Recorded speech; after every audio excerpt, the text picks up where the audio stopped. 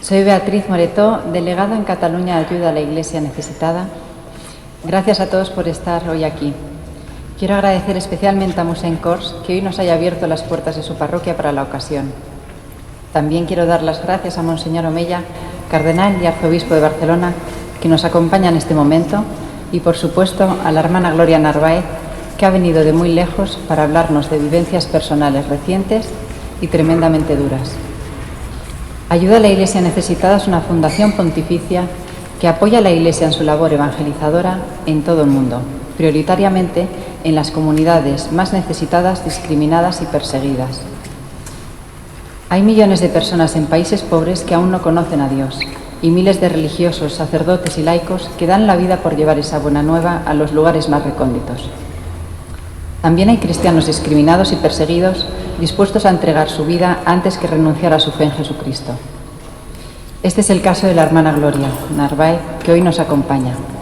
La hermana Gloria es colombiana, franciscana de María Inmaculada y fue misionera en Mali, donde fue secuestrada durante 4 años y 8 meses a manos de un grupo yihadista vinculado a Al-Qaeda. Fue liberada el pasado 9 de octubre tras un calvario que soportaba con serenidad y esperanza en el Señor, y del que a continuación nos va a hablar.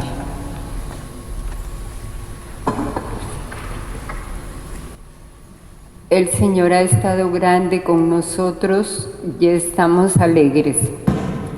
Un saludo fraternal de paz y bien al cardenal don Juan José Omeya, arzobispo de Barcelona, y a todos los asistentes. Doy gracias a la Fundación Pontificia Ayuda a la Iglesia Necesitada por invitarme a venir a España y poder compartir con ustedes mi testimonio de fe. Soy la hermana Gloria Cecilia Narváez Argotti, religiosa franciscana de María Inmaculada, de nacionalidad colombiana, misión en África. En Benín, en el año 2002, llegué al país de Benín para hacer presencia en una aldea de Bocumbé, enviada por la congregación para hacer mi servicio misionero entre la gente. Me inculturicé, aprendí mucho de la cultura.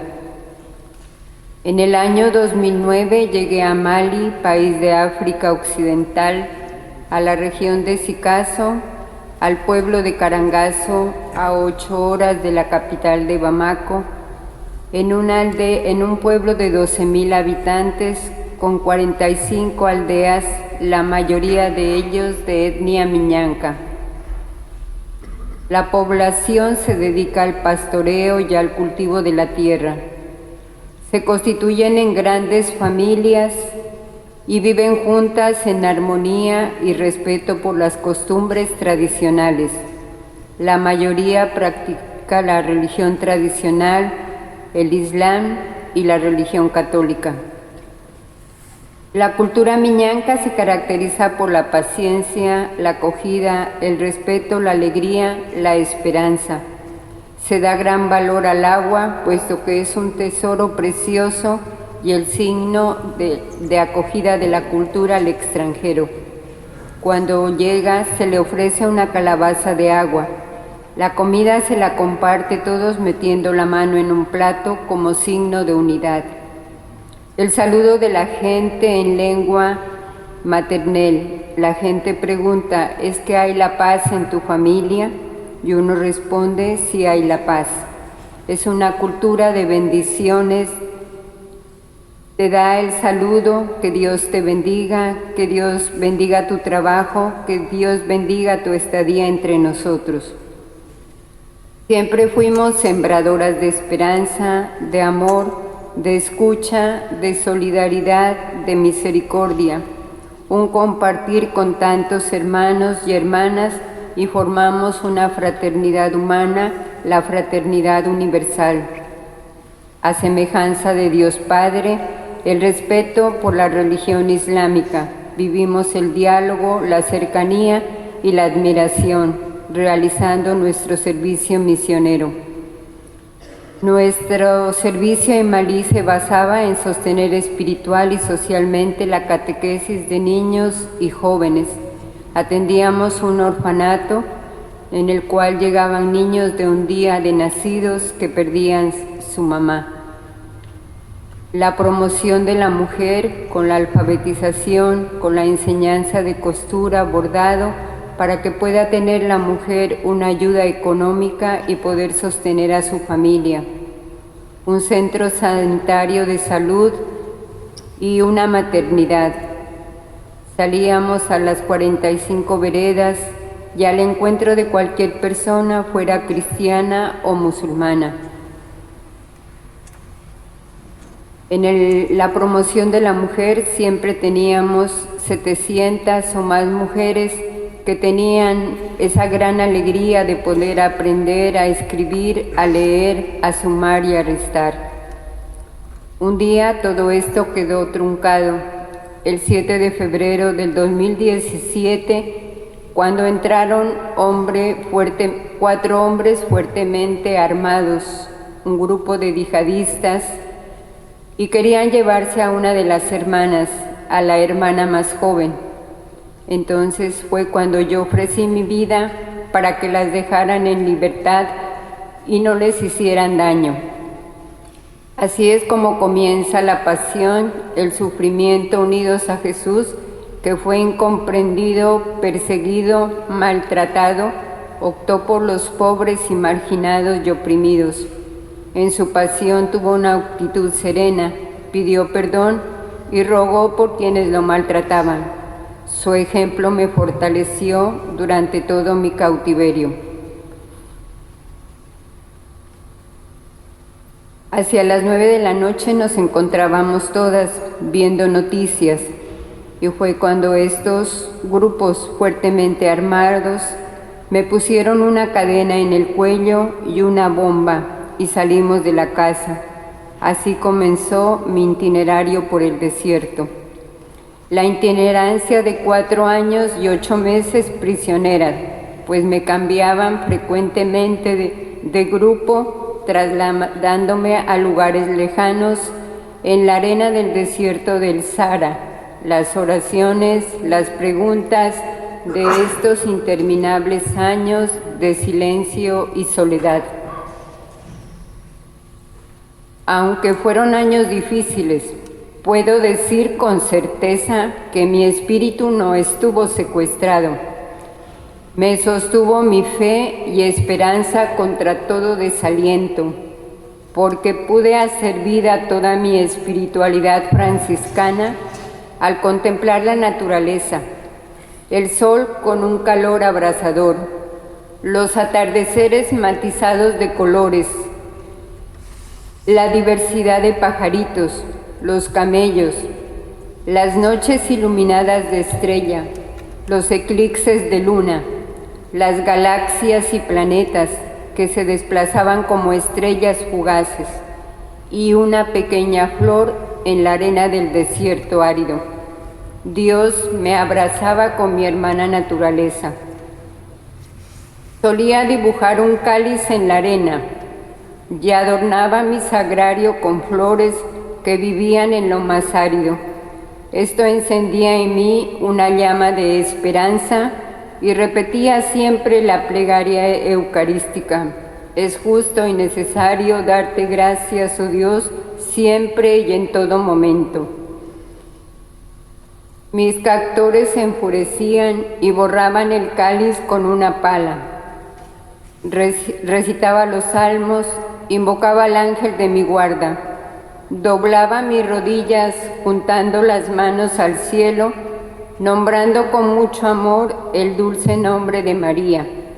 Siempre le decía a ella: ruega por nosotros, Santa Madre de Dios, no desprecies nuestras súplicas en las necesidades, antes bien, líbranos de todos los peligros, oh Virgen siempre gloriosa y bendita. Recitaba el Magnífica y rezaba el rosario juntando piedritas para que mi camándula no sea insultada. Ante estallidos de bombas y constantes tiroteos, el miedo de morir en un bombardeo, escuchar las palabras hirientes y violentas de los secuestradores, como insultos, además de azotes y castigos, atada con cadenas, ante escupitajos y salivazos y amenazas de muerte, San Francisco me confortaba con su ejemplo y sus escritos, recordando la carta que envió a un superior: si te azotan, bendícelos, y que nadie se vaya sin ver tus ojos de misericordia.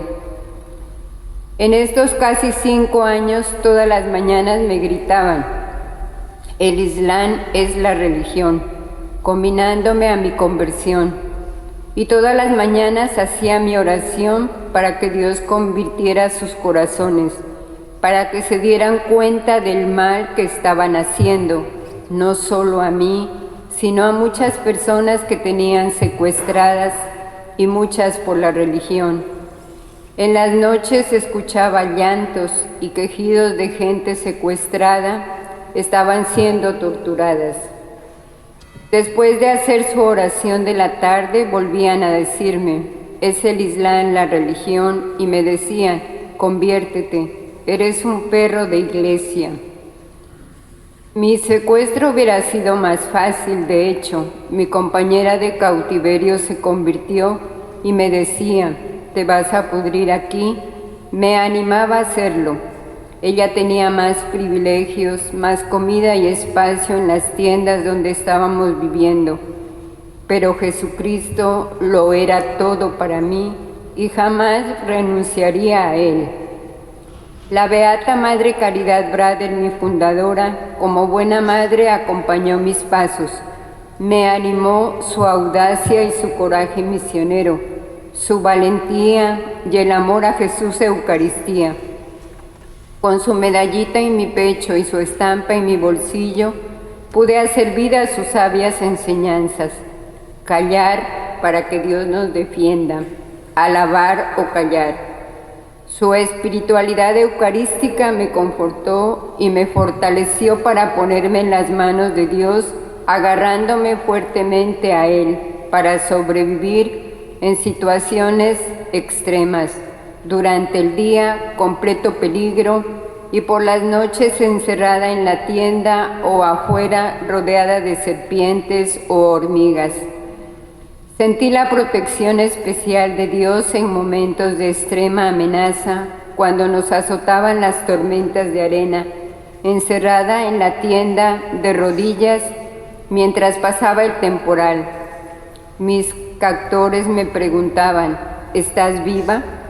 Observaba cómo sus refugios habían sido destruidos por este fenómeno natural. Puedo afirmar que mi vida en cautiverio fue una experiencia de amor, esperanza y caridad. Antes de terminar, quiero compartirles el mensaje que me envió el rector del Colegio Seminario de Malí, el padre Jean Touré, quien me expresó: en Malí están todos contentos por mi liberación.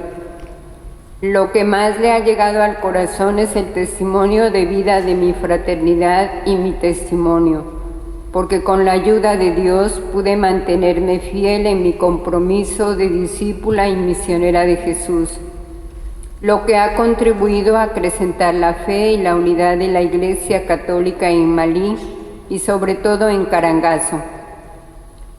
Siempre disfruté la presencia delicada del Señor, que me sorprendió con sus regalos maravillosos, en la belleza de los amaneceres y atardeceres, el cielo estrellado, la presencia de flores y algunos pajarillos, y los gestos de humanidad de algunas personas que me ayudaron con sus consejos para que huyera del campamento o me regalaban un pedacito de pan. En fin, llegaron a mí las oraciones y el acompañamiento de mi familia, de mis hermanas de congregación, de muchas personas conocidas y desconocidas, unidas en la oración. Me encontré abrazada por la Iglesia, besada por Jesús y protegida por el manto de María. En este momento mi corazón eleva al Señor un magnífica, porque el poderoso hizo grandes obras por mí, siempre estuvo conmigo y me liberó. Hoy los invito a continuar en la esperanza, a reconstruir nuestra vida, nuestra historia, a vivir la resurrección, la gratitud, la fe. Tenemos una nueva oportunidad de amar, de perdonar, de reconciliar, de sembrar paz para formar la fraternidad universal. Ahora soy libre para pedirles a todos que nunca más nadie esté encadenado por su fe. Agradezco de nuevo a todos los medios de comunicación presentes y a los que nos siguen y ayuda a la Iglesia necesitada por esta invitación a compartir con ustedes mi testimonio de fe. Dios no nos abandona jamás. Muchas gracias.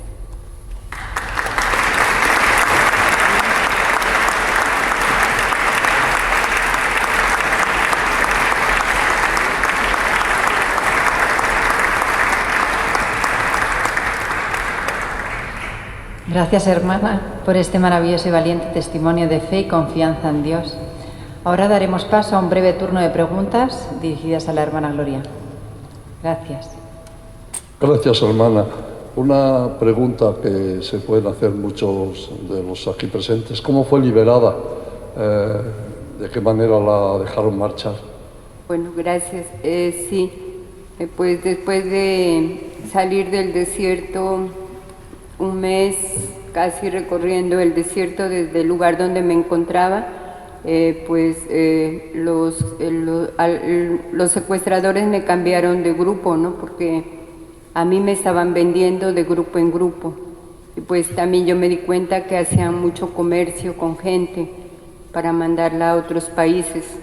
Entonces, en un momento, uno de los jefes me sacó ya de los campamentos de los captores y me entregó a otro grupo diferente, con el cual permanecí un mes o 2 meses últimos, y ellos me sacaron hasta, bueno, corría mucho peligro. Yo vi que había muchos helicópteros que los perseguían y al final me entregaron pues a un jefe malien, que fue el que me recibió en últimas y el que después casi de 8 horas salimos a un campamento militar, subí a una avioneta y recorrí pues casi el norte de Mali, donde yo encontré ciudades destruidas, gente que había salido, que había abandonado estas aldeas. Luego me sacaron a una de las ciudades del norte de Mali, después a otra ciudad, después a otra, y al final, pues sin decirme nada, me llevaron a Bamako, la capital, y ahí fue donde el jefe me entregó al gobierno de Malí, algunos de los ministros que me recibieron, y me llevaron a la casa presidencial, ¿no? Pero pues el presidente malí manifestó que él, en unión de muchas organizaciones, habían logrado mi libertad, y pues se comprometió también no solo a darme la libertad a mí, sino a muchas personas extranjeras que todavía se encontraban secuestradas.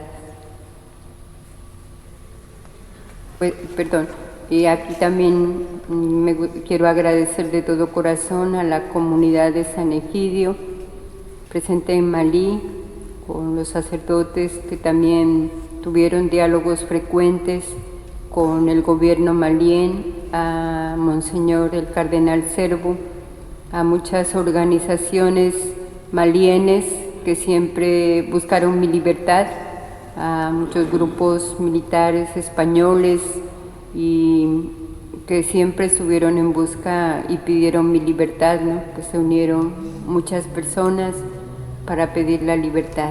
Muchas gracias. Hermana ha dicho que estuvo con otros grupos, con otras personas. Eran muchos los secuestrados por motivos religiosos, es decir, no solamente usted, sino otras personas que fueran cristianas. ¿Y a estas qué les pasó? ¿Hubo muchos que se convirtieron al Islam ante esta situación? Bueno, sí, entre las compañeras con las que yo estuve, pues 2 de ellas se convirtieron al Islam, y hubo un médico que también estaba por la religión, pues él aún no ha sido liberado porque tampoco se ha convertido, y pues había también una señorita protestante que pues ella también estaba por la religión, y pues ella al fin la mataron. Pues al final yo quedé sola, pero yo siempre con mucho respeto y con mucha confianza en Dios, de que pues en medio de la situación que estábamos viviendo, desesperanza, pues Dios siempre me protegía, siempre sentía que me libraba de muchos peligros, de muchas situaciones en que pues ya pues había noches en que me metían hacia un hueco con la metralleta en la cabeza, pero siempre había una persona que me salvaba, ¿no?, de esta situación. Entonces habíamos personas que estábamos secuestradas por la religión, otras por situaciones políticas, y otras, no sé, pues eran algunos políticos malienes, no sé qué se buscaba, pero habíamos cantidad de personas que aún no han podido regresar a sus hogares.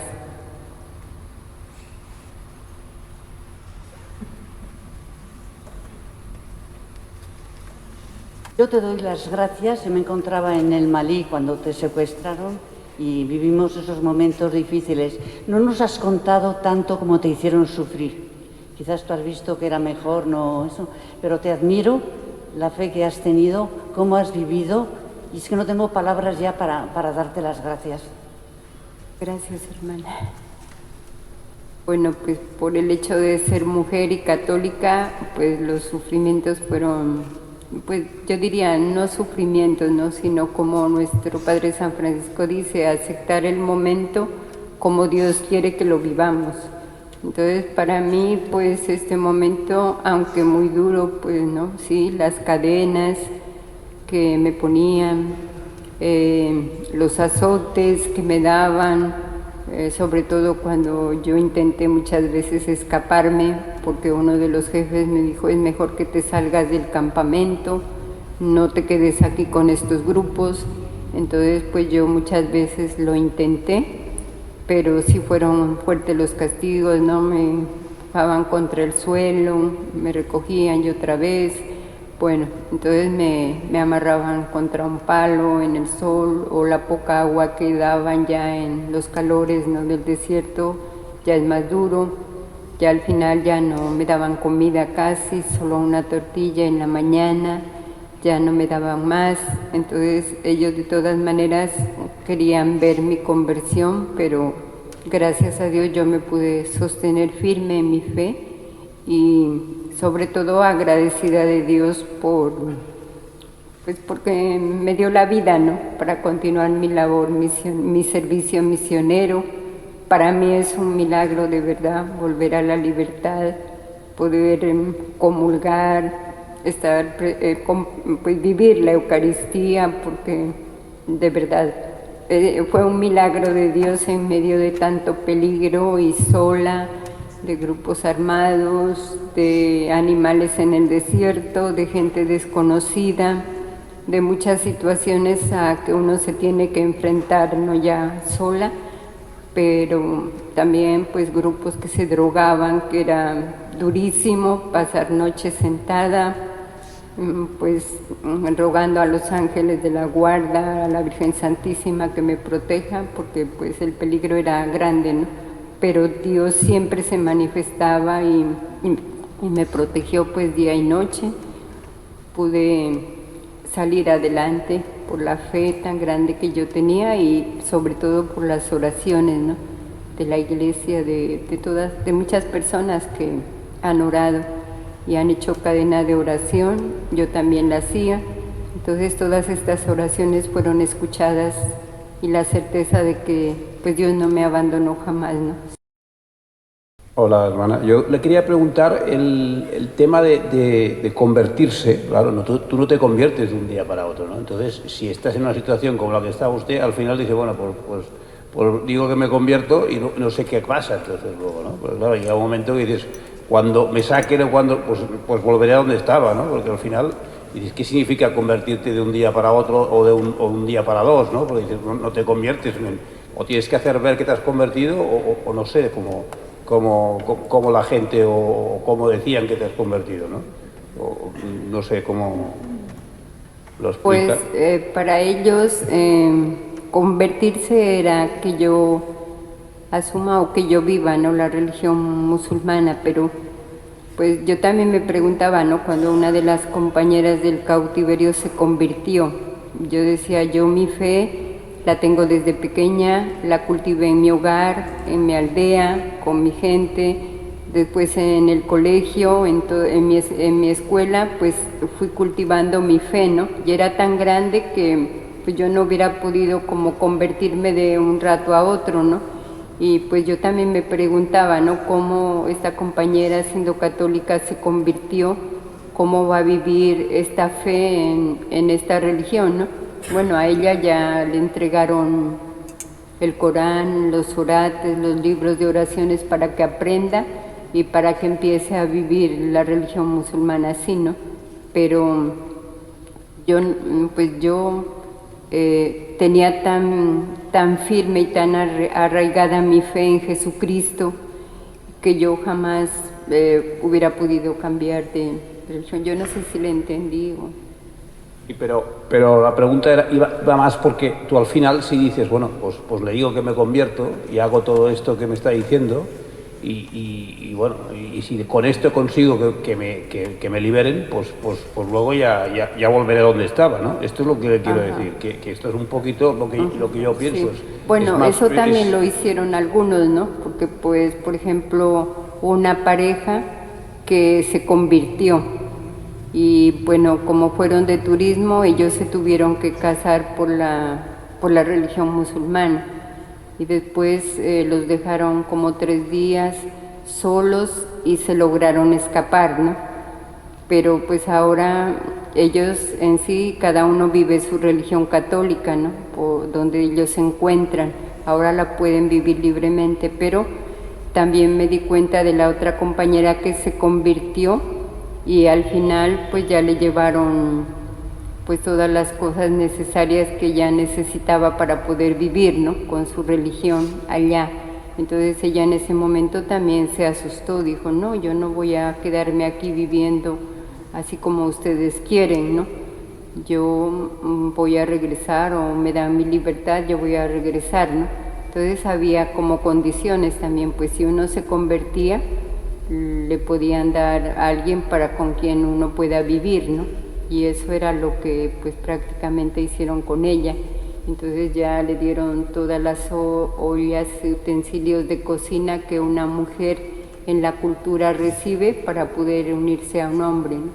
Entonces en ese momento ella ya se asustó, pues ya le dio miedo porque ya vio que no era así nomás, sino que ya debía vivir la religión, no como es.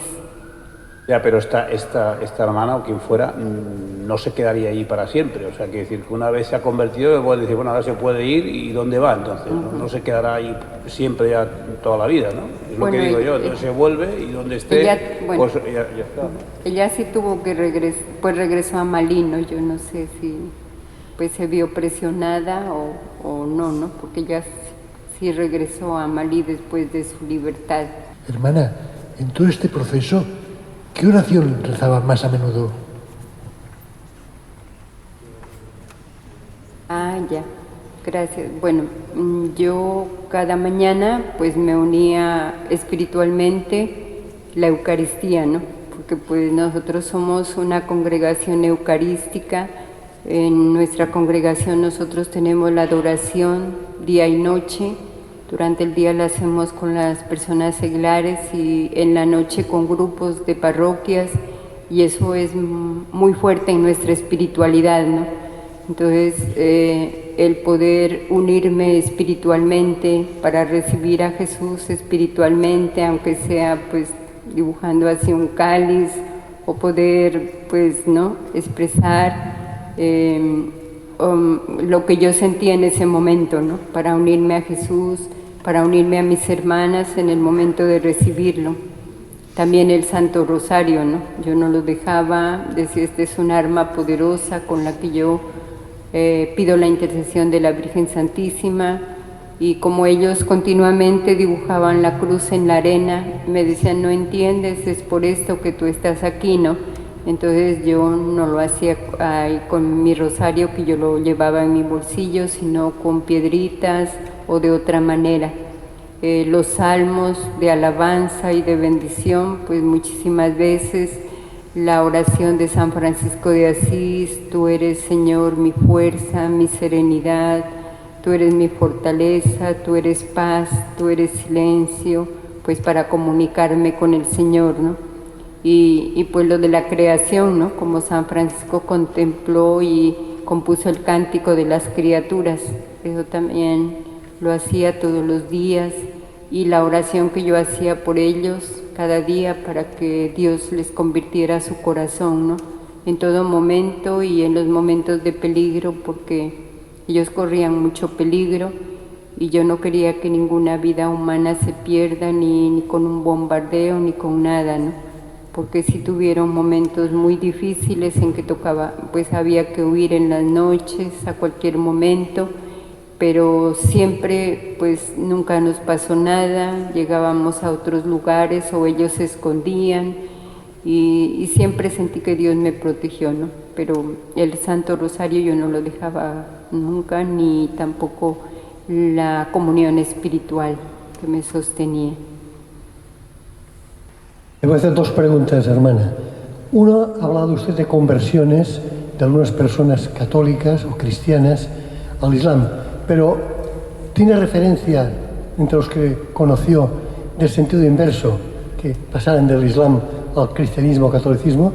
Y una segunda, su caso salió en los medios de comunicación cuando fue liberada, pero en general la gran persecución religiosa que hay en muchos países contra los cristianos, prácticamente en los medios de comunicación de Occidente, concretamente aquí, prácticamente no sale. ¿Cómo lo viven ustedes sabiendo de que hay muchos países con una fuerte persecución religiosa anticristiana, sin embargo, el silencio que hay en Occidente en relación a ello? Ya, gracias. Bueno, nosotros pues ya sentimos que la situación en Mali ya estaba muy difícil desde el 2012, cuando ya empezaron a salir los misioneros y las misioneras del norte de Mali, ¿no? Y también los de Niono de Sahel tuvieron que abandonar, su iglesia fue tiroteada, gracias a Dios ellos pudieron salvar su vida y pues ya se sentía, ¿no?, esa persecución. Nosotros sabíamos que ya estaban cerca de nosotros porque se habían entrado ya a una de las parroquias cercanas. También vimos esto con un secuestro de un sacerdote de Burkina, que a la final lo mataron, y pues la situación ya estaba cada vez más grave, y cuando nosotros salíamos ya a las aldeas, ya vimos que los jefes siempre venían a ver lo que nosotros hacíamos, cómo lo hacíamos, ¿no? Y pues esos mismos jefes fue los que querían o buscaban que Malí fuera un país islámico. Y fue los jefes que yo me los encontré ahí en el desierto, ¿no? Y los primeros que me dijeron, bueno, ya te tenemos aquí, tú eres la que predicas a Jesús, ya vas a ver, te vamos a desaparecer, ¿no? Pues vivir en estas situaciones de persecución es vivir con esa fe puesta en Jesucristo, en Dios Padre, que nunca nos abandona y dispuesta siempre a entregar la vida, ¿no? Porque pues cuando uno vive realmente su fe, vive siempre con esa disposición, ¿no?, de dar la vida por los demás. Yo ya sabía que la señorita protestante y yo estábamos por la religión, porque ellos no lo decían claramente, ¿no? Me decían, tú estás por esto, y dibujaban la cruz, y pues todo lo que nos decían, ¿no?, de duro, y entonces ya nos azotaban y todo, y ella también, ¿no?, estaba por eso, por su religión. Entonces ya vivir nosotros siempre en esa esperanza. Yo le decía a ella, viva usted su religión protestante, pero con mucho respeto y con mucha tolerancia. Ellos son grupos extremistas y nosotros aquí debemos vivirlo cada uno desde su fe, desde su fe, pero no hacer pues esa como persecución o maltrato, ¿no? Sino cada uno, como el Papa Benedicto nos decía, ¿no? El ecumenismo con el respeto y la libertad de religión de cada uno. No sé si... Muchas gracias por su testimonio, hermana. Enlazando un poco con la pregunta anterior, quería saber si algún medio de comunicación, en fin, más o menos masivo, le ha pedido que explique su testimonio, porque son muy diligentes a la hora de criticar a la Iglesia, pero quizá ante estos testimonios prefieren mirar a otro lado. Gracias. Bueno, en sí muchos medios de comunicación, sobre todo como testimonio de fe, ¿no? Como testimonio de fe lo he hecho para compartir que cuando nosotros tenemos fe y cuando somos testigos de ese Dios que nos reveló a Jesucristo, pues podemos mantenernos firmes y en fidelidad, ¿no?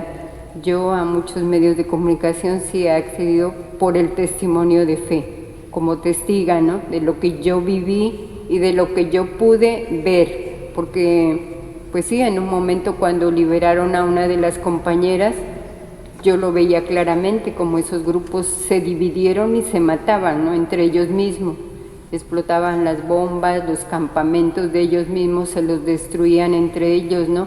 Y yo veía como ellos mismos se iban acabando, ¿no? Y pues yo de verdad que me daba tanto pesar de ver filas de hombres muertos en combate, ¿no? O entre ellos mismos se hacían castigos, ¿no? Yo no sé, pero yo vi muchas cosas como extremistas ya de su religión, ¿no? Entonces yo decía, cómo Dios, bueno, cómo mi madre fundadora también fue tan sabia en su enseñanza, ¿no? Callar para que Dios nos defienda, pero no porque yo pues estaba feliz que les haya pasado, no, yo siempre en oración por ellos, ¿no? Entonces sí, a los medios de comunicación yo sí he accedido como testimonio de fe, porque yo me siento como un testigo que viví esta experiencia de fe, ¿no? Que no me pude echar para atrás, sino que me mantuve con esta fe firme en la oración en todo momento, ¿no? Y que pues aunque fueron años duros, porque pues yo no podía vivir sin la Eucaristía, ¿no? Pero yo espiritualmente pues me alimentaba y me fortalecía, porque pues yo estaba agarrada fuerte del Señor. Yo decía, mi formación fue fuerte en lo de la Eucaristía y eso me sirve, ¿no? Y de verdad que yo veo dentro de nuestra Iglesia Universal cosas valiosísimas que he visto ahora, ¿no?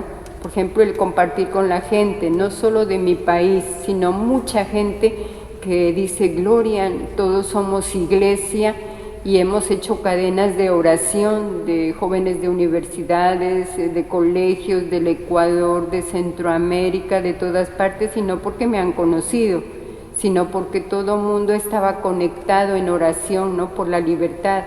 Entonces me parece algo grandioso de nuestra iglesia, de nuestra Madre Iglesia, ¿no? Que pues tiene misioneros y misioneras muy valiosos, no pues refiriéndome a mí, sino personas entregadas y que hacen mucho bien y que siguen sembrando paz, y muchos misioneros que han entregado su vida y que uno lo ha visto, ¿no?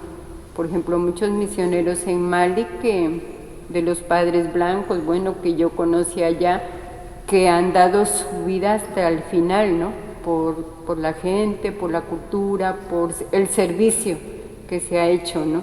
Y eso a veces pues no se lo sabe, pero yo sí lo sabía, ¿no? Porque fueron los padres blancos españoles que estaban donde nosotros estábamos, los que tradujeron sus catecismos en lengua miñanca, los que acompañaban a la gente y que la gente lo recordaba pues con mucha gratitud, ¿no? Y no solamente en Mali, yo sé que en Burkina, en Benín, en todas partes pues hay ese testimonio de vida, ¿no? Y yo creo que si Dios nos ha dado la oportunidad de ser testigos y de testimoniar nuestra fe, pues qué lindo, ¿no? Porque somos iglesia y porque la oración fuerte ayuda, ¿no? A que todos podamos no conseguir, sino ver que Dios y que ese Jesús camina con nosotros y que la Virgen nos protege, y yo lo experimenté, ¿no? Yo decía, estos grupos ahora se dividieron los unos con los otros, entonces se están acabando, ¿no? Porque pues eso vi, la destrucción de muchos campamentos y de mucha gente que murió y de mucha gente que era quemada. Entonces yo decía, tanto es así el extremismo, ¿no? Que pues también lleva a muchas consecuencias.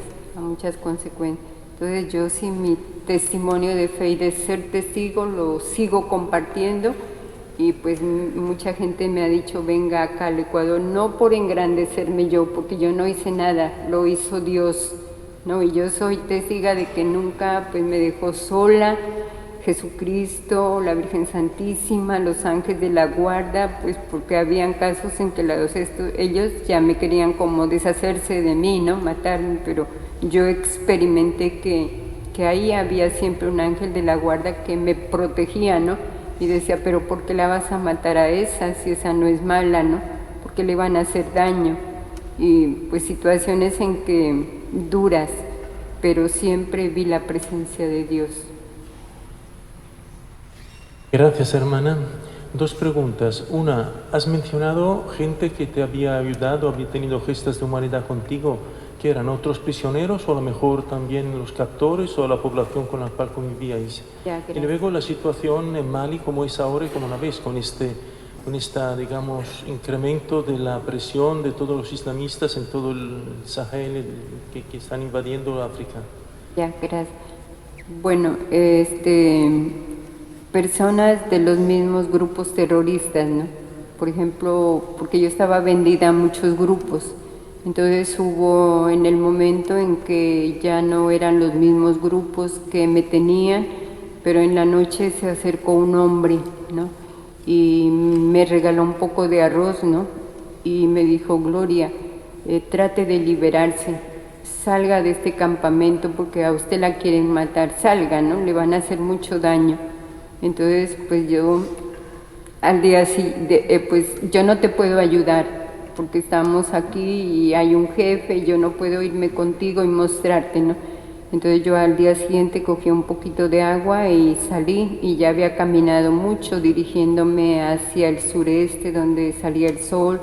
Yo decía, de pronto encuentro a alguien que me ayude, pero no solamente eran ellos, ¿no? Entonces ya venían más camionetas de hombres armados que están en el mismo desierto, pues que me cogieron y ya me empezaron a pegar, ya a maltratar, y me hicieron regresar a los campamentos, ¿no? Por ejemplo, uno de esos hombres que me tiraba a medianoche un pedazo de pan, ¿no? Que yo casi ya no tenía y siempre lo iba a hacer, ¿no? Cuando ya todos estaban descansando, él siempre aparecía y decía, Gloria, esconde esto, ¿no? Y me lo daba. Entonces yo veía que también había gente pues que me quería ayudar, ¿no? Que siempre o me daba un tarrito de leche, siempre me lo tiraba, ¿no? Entonces decía, esconda esto. Y también vi gente que pasaba en camellos, ¿no? Y pues yo me acercaba y les decía, ayúdenme por favor a liberarme, ¿no? Yo quiero salir de estos grupos. Pero ellos decían, no podemos liberarte porque llevamos armas en los camellos y vas a correr más peligro, no podemos hacerlo, ¿no? Pero trata por allá, ve por allá es Mali, puedes llegar hasta allá. O sea, en medio de todo yo vi mucha gente pues buena, ¿no? Que quería, de los mismos terroristas, que quería ayudarme a salir de ahí. Y la otra pregunta era... bueno, ahora pues según las hermanas que siguen allá, el ejército francés salió, ¿no? Pero es que no es solo Mali, es Nigeria, es Argelia, es Mauritania, porque pues eso uno se da cuenta desde que lo meten al desierto, ¿no? Porque uno lo llevan, entonces lo llevan a Nigeria y de allá salen muchos grupos más, después lo pasan por el desierto, por el río Níger y se encuentran otros grupos más, o sea que son todos esos países que están frontera, Burkina y todos, ¿no? Y pues la situación no es tan buena, ¿no? Porque hay muchos grupos extremistas que viven casi allá, tienen pues muchas armas sofisticadas, tienen mucha presencia no solo en Mali, sino en todos los países, ¿no? Frontera, no solo en Mali, sino pues en todos. Yo vi que iban sacando gente cada vez más, ¿no? Y hay mucho conflicto entre ellos y pues se vive una situación un poco tensa, ¿no? Ahora pues salió el ejército francés, ya ellos buscaban la presencia de otros grupos militares para que combatan allá, ¿no? Y no veo que sea tan fácil, ¿no? Porque pues nuestra comunidad tiene muchas vocaciones africanas y quería hacer presencia, ¿no? Ya ahí en la aldea donde nosotros habíamos estado, pero pues ya vemos que por el momento no se puede regresar, hay que esperar mucho tiempo a que pase. Hola, bueno, en primer lugar, muchísimas gracias por el testimonio. Y bueno, mi pregunta iba un poco en relación con esto que estaba comentando, pero ¿qué pasó con las otras hermanas que estaban con ustedes en el momento del secuestro? Y si siguen allí o qué pasa con ellas, o si las ha vuelto a ver ahora después de su liberación. Gracias. Bueno, yo fui la última que quedé porque las otras sí fueron liberadas, otras se escaparon. Y nosotros pues nos tenían separadas de los hombres, ¿no? Los hombres tenían otros campamentos y nosotros como mujeres éramos 4, pero una fue liberada, la otra la mataron y la otra señorita pues regresó a su país, ella sí se comunicó conmigo, pues de verdad estaba muy contenta de mi liberación. Otro joven que también estaba en el momento, pues aunque en otro campamento, pero él sabía que yo también estaba secuestrada, también regresó en libertad. Y pues el misionero del SEDMA, del padre Luigi, que también estuvo por ahí mismo, por donde nosotros estábamos, que lo liberaron. Y pues los que no han liberado, que era un médico de Australia, un periodista francés, otro ruso, otro inglés, bueno, todavía quedaban como 7 personas, que todos son hombres y que pues yo no he escuchado, ¿no? Que los han liberado. No he escuchado sobre su libertad, pues la antigua madre general, ella se había comunicado con la familia de uno de los rumanos que estaba secuestrado, pero pues la familia todavía no sabía, ¿no? La suerte de él, no se sabía qué había pasado con él. Gracias, hermana. Antes de pasar la palabra a Monseñor Omeya, querría comentarles que el testimonio que hemos escuchado es uno entre los numerosos casos de cristianos que viven perseguidos y maltratados a causa de su fe. Ayudar a la Iglesia necesitada está especialmente comprometida con todos ellos. Cada año financiamos más de 5.000 proyectos pastorales en 140 países donde hay necesidad y persecución religiosa. Desde las oficinas que tenemos en 23 países, llevamos a cabo campañas de información, oración y recaudación para poder seguir ayudando a estos hermanos en la fe. Queremos trabajar para que la Iglesia siga presente en todo el mundo, también en estos lugares donde más falta hace el testimonio cristiano de fe, esperanza, caridad y perdón. Actualmente tenemos en marcha una campaña de emergencia para apoyar a la Iglesia en Ucrania. Una iglesia en la que desde esta fundación pontificia llevamos apoyando de forma preferente desde hace más de 40 años y que nos ha dejado muy claro desde el principio que sus sacerdotes y sus religiosas se quedarán junto a su pueblo, acogiendo, sosteniendo, aliviando y sirviendo. Allí donde quiera que esté la Iglesia dando la vida por los que más sufren, estará siempre ayuda a la Iglesia necesitada, con el apoyo imprescindible de personas como ustedes. Por ello les animo a detenerse al salir de la iglesia donde están mis compañeros, que pueden tomar sus datos por si quieren recibir más información sobre nosotros y nuestros proyectos o si desean colaborar como voluntarios o económicamente. Paso la palabra al cardenal y arzobispo Monseñor Omeya, a quien de nuevo agradezco muchísimo que esté hoy aquí con nosotros. Gracias. Muchas gracias y sobre todo gracias a la hermana Gloria Narváez por su gran testimonio. Yo quisiera, antes de entrar en el tema, Ya que voy a decir, si ante su testimonio más bien uno se queda anonadado y tendríamos que callar. Porque uno dice, ¿qué hago yo por la fe?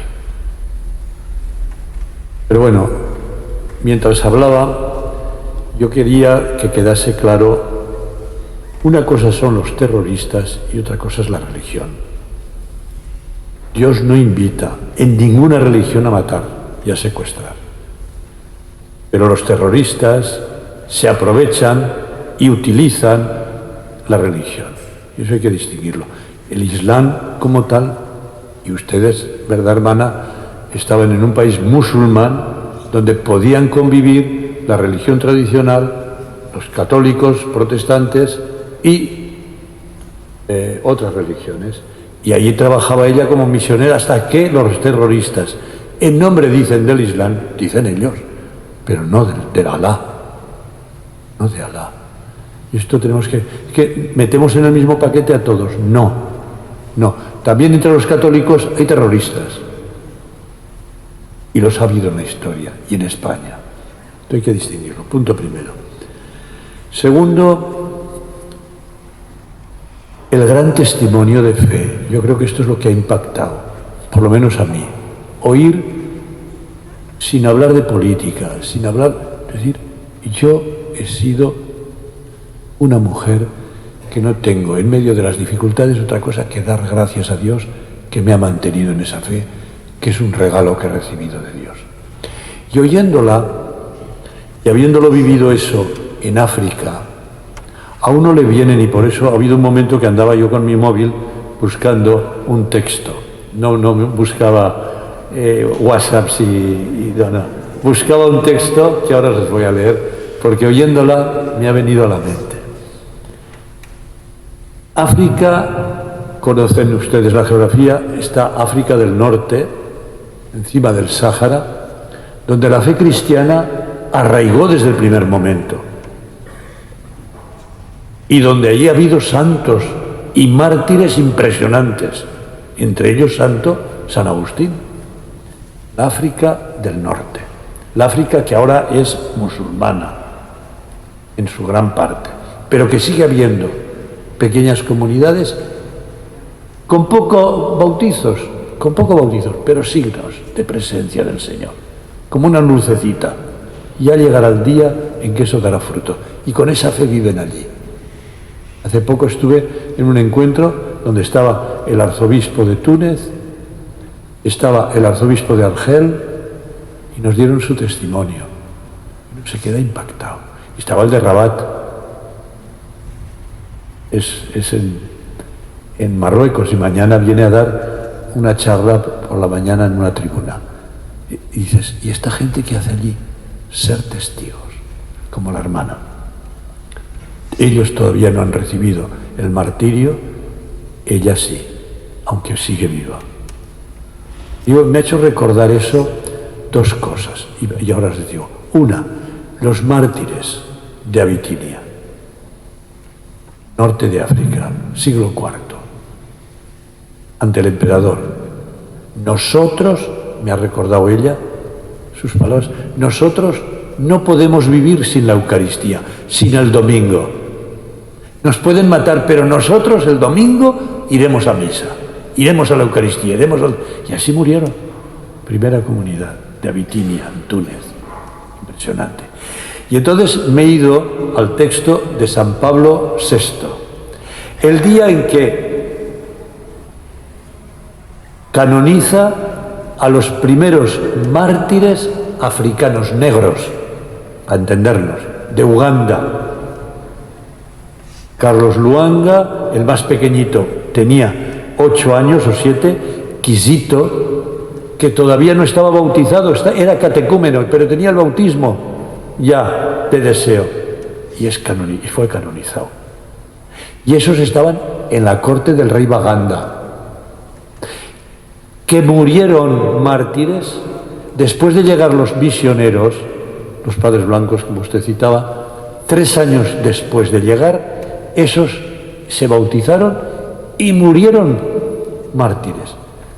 Aquella pregunta que hacían, ¿podían haber simulado? No simularon. Me juego la vida por la fe. Y llevaban 3 años los misioneros predicando. ¡Qué fuerza! ¡Qué fuerza tienen aquellos! Y entonces el Papa Pablo VI, cuando los canoniza, mirad lo que dice. Estos mártires africanos vienen a añadir a este catálogo de vencedores que en el martirologio una página trágica y magnífica, verdaderamente digna de sumarse a aquellas maravillas de la antigua África que nosotros, modernos hombres de poca fe, creíamos que no volverían, Dios mío, no podrían tener jamás adecuada continuación. ¿Quién podría suponer, por ejemplo, que a las emocionantísimas historias de los mártires cristianos, de los cartagineses, de los mártires de la blanca multitud, de Útica, de quienes San Agustín y Prudencio nos han dejado el recuerdo, de los mártires de Egipto, cuyos elogios trazó San Juan Crisóstomo, de los mártires de la persecución de los vándalos, hubieran venido a añadirse nuevos episodios no menos heroicos, no menos espléndidos de nuestros días. ¿Quién podía prever que a las grandes figuras de los santos mártires y confesores africanos como Cipriano, Felicidad y Perpetua, y del gran Agustín, habríamos de asociar un día los nombres queridos de Carlos Luanga y de Matías Mulunga Kalemba con sus 20 compañeros? Y no queremos olvidar tampoco aquellos otros que, perteneciendo a la confesión anglicana, protestante, anglicana, afrontaron la muerte en el nombre de Cristo. Impresionante. Y aquí tenemos el testimonio de esta hermana Gloria, que por la fuerza de Dios también se ha unido a esos martirios en el siglo XXI. Y los hay tantos y tantos y tantos lugares en esa África. Y uno se queda impresionado. Gracias. Y yo quiero decir que nada más la secuestraron, al poco de secuestrarla, un misionero que ella conoce, que yo conozco, que es compañero mío, Pepe Morales, padre blanco, ahora está en España porque es mayor, enfermo, pero ha estado allí toda su vida, 40 y tantos, 50 años, allí en el Malí.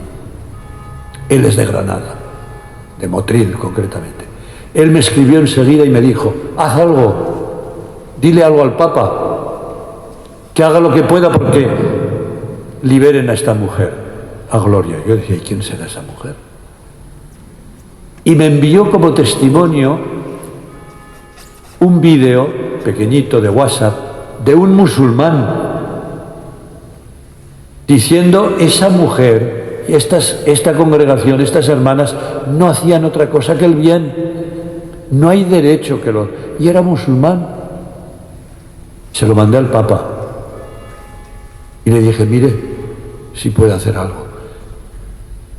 Seguro que el Papa, no le pregunté, pero sé que cuando la secuestraron, el día de la inauguración del sínodo, estamos ahora en proceso sinodal, el día de la apertura del sínodo, el 13, me parece que si no recuerdo mal, era el 13 de octubre, o el 9, sí, antes de la Virgen del Pilar.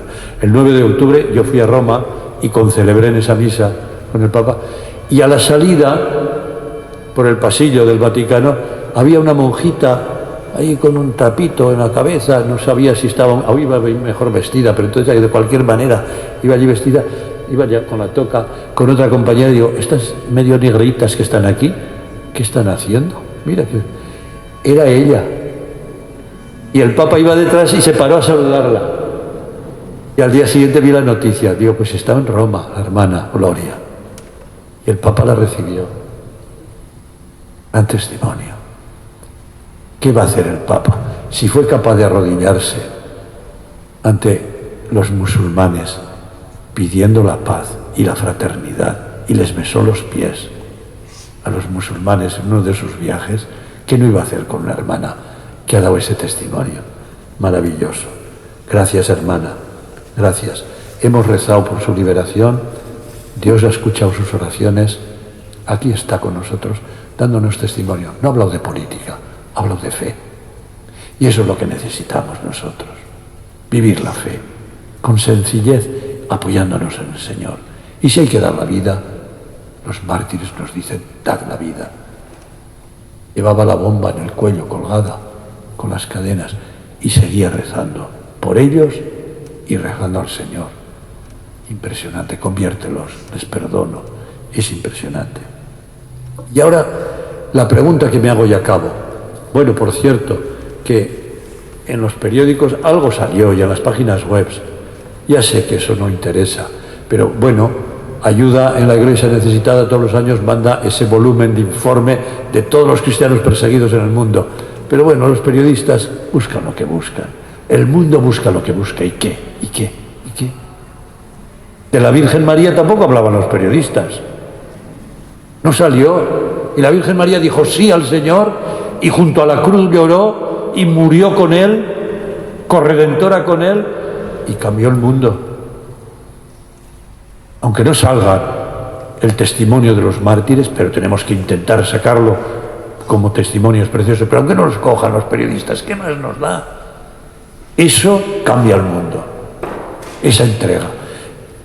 Hoy en el ABC sale el complemento de Alfa y Omega. Venía en el tren y digo, pues voy a leer el periódico y no sabía cuál comprar. Digo, pues voy a leer el ABC, que se maneja mejor en el tren. Y ¡pum!, me he encontrado con el Alfa y Omega y catapum me dedica una página entera a la hermana. Me vendían de un grupo a otro como una perra de iglesia. Y le hacen una entrevista preciosa, con esa paz allí cuenta. Y ahora viene la pregunta que me hacía yo. ¿Y qué hacen estas mujeres? ¿Qué hacen los misioneros allá, en aquella tierra del Islam, en las misiones, en cualquier lugar del mundo? Pues no hacen más que una cosa, que se llama evangelizar. Que esto lo hemos perdido de nuestro horizonte. Ya no, la Iglesia, los cristianos ya no evangelizamos. Y la evangelización empezó con los laicos, no con los obispos, no con los apóstoles. ¿Y que enseguida pensáis los curas? No, las monjas. Empezó con los... ¿Y cómo empezó? Cuando empezaron a perseguir a los cristianos en Jerusalén y sobre todo al obispo, que era el hermano de Santiago, ¿verdad? Allí lo quisieron perseguir. Los cristianos dijeron, oye, nosotros tenemos mujer e hijos, esposo y esposa, tenemos hijos, ¿qué hacemos aquí? Pues dijeron, oye, pues vamos a salvarnos, tengo que salvar la familia. Y donde iban, empezaban a evangelizar por su testimonio y su palabra. Y cuando ya tenían un grupo decían, venid y bautizarlos, venid y celebrar la Eucaristía. Y entonces iban los apóstoles detrás, los curas detrás. Pero erais vosotros los que ibais delante evangelizando, digo vosotros, los laicos, pero es de todos.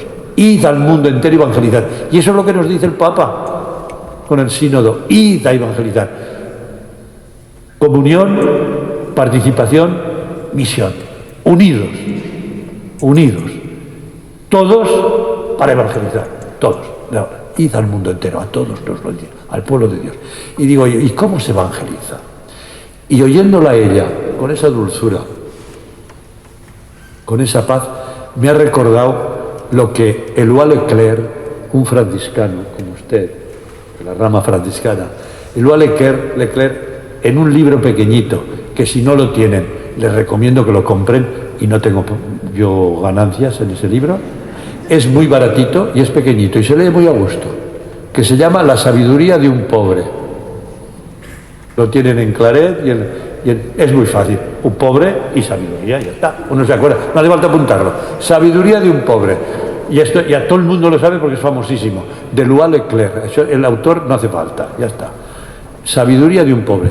La última página le hace decir a San Francisco de Asís, ella ha hablado tanto de San Francisco y de las oraciones de San Francisco, le hace decir lo siguiente. El hermano León, que le acompañaba, le dice, Francisco, ¿y qué es evangelizar? ¿Cómo se evangeliza? Acabo enseguida, no tengan, que es igual, aunque cenemos un poquito más tarde, merece la pena, teniendo un testigo como este. Fijaros lo que dice. El Señor nos ha enviado a evangelizar a los hombres, pero ¿has pensado ya lo que es evangelizar a los hombres? Mira, le dice Francisco, Evangelizar a un hombre es decirle, tú también eres amado de Dios en el Señor Jesús. Dios te quiere. Y dice, pero no solo decírselo, que eso es muy fácil, sino pensarlo realmente. ¿Qué es lo que hacía ella? Rezaba por ellos, que los convierta. Pensar lo que Dios les quiere. Y no solo pensarlo, sino portarse con ese hombre de tal manera que sienta y descubra con tus gestos, con tu vida, que descubra que hay en él algo de salvado, algo más grande y más noble de lo que él pensaba, y que se despierte así una nueva conciencia de sí. Y ahora pensar en vuestros hijos, vuestros nietos. Pero si no creen en Dios, si no están bautizados, ¿qué hacemos? Pues demuéstrale tú, con tu amor y tu cariño, que Dios le quiere. Porque cuando hay amor, al final hay fruto y conversión. Eso es anunciarle la buena nueva. Y eso no podemos hacerlo más que ofreciéndole nuestra amistad. Y ella ofrecía su amistad a los africanos del Malí, al norte, ofreciéndole su amistad, una amistad real, desinteresada, sin condescendencia, hecha de confianza y de estima profunda. Es preciso ir a las personas para decirles que Dios les ama, con nuestros gestos. No hace falta decírselo con palabras, con nuestros gestos, con nuestra solidaridad, con nuestra caridad. La tarea es delicada.